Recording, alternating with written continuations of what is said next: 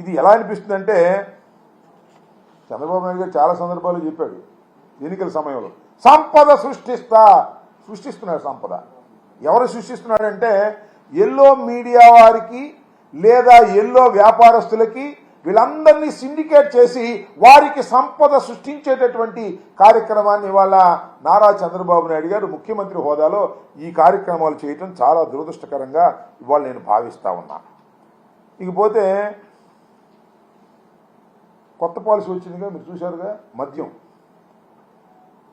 ఇంతకుముందు రిటైల్ షాపులన్నీ కూడా రాష్ట్ర ప్రభుత్వమే రిటైల్ షాపులు పెట్టి ఫిక్స్డ్ రేట్స్ పెట్టి ఫిక్స్డ్ టైమింగ్స్ పెట్టి దానిలో కొంతమందికి ఉపాధి కల్పించి తద్వారా లిక్కర్ అమ్మేటటువంటి కార్యక్రమం చేసి అవుట్లెట్స్ అన్నీ కూడా రిటైల్ అవుట్లెట్స్ అన్నీ కూడా సక్సెస్ఫుల్గా జరిగాయి.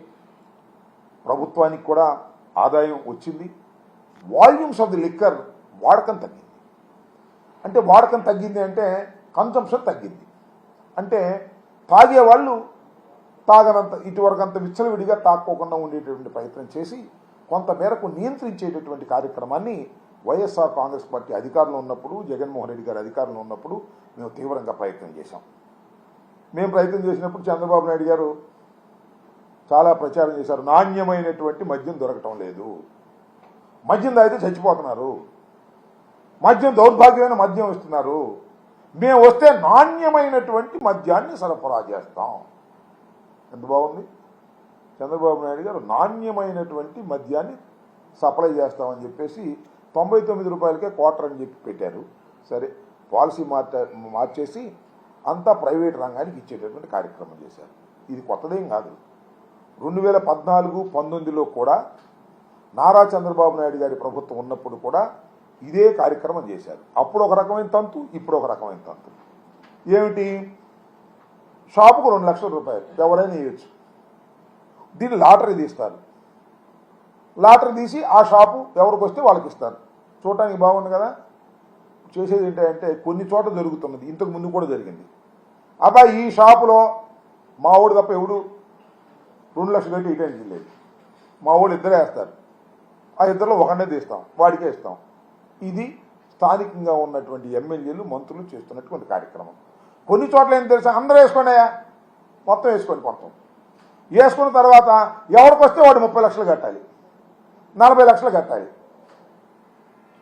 నాకు తెలిసిన నియోజకవర్గంలో మొత్తం 20 షాపులు ఉన్నాయి.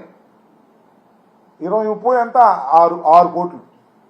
ఎవరైనా షాప్ వేసుకోండి, లాటరీలో ఎవరికన్నా రానియండి, ఒక్కొక్కడు వచ్చిన వాడు షాపు పెట్టుకోవాలంటే 30 లక్షలు ఎమ్మెల్యే గారి కట్టాలి. కట్టలేదు, ఎట్ట వ్యాపారం చేస్తాడు చూస్తాం. ఎక్సైజ్ సిఏ వెళ్తాడు, ఎక్సైజ్ డీసీ వెళ్తాడు, అది లేదు ఇది లేదు బట్ అయినా అంటారు. వాడేమో ఫీజు కట్టుకోవాలి 60 లక్షలు 70 లక్షలు. వీళ్ళు అడ్డం పడితేనేమో సాగదు. బ్రాంతి వ్యాపారం మనం చిన్నప్పటి నుంచి చూస్తున్నాం. ఎక్సైజ్ డిపార్ట్మెంట్ కోఆపరేట్ చేస్తే తప్ప వాళ్ళు చేయలేరు. వాళ్ళ మీద కేసులు రాసేస్తారు, మూసేస్తారు, షాపుకు సీలేస్తారు.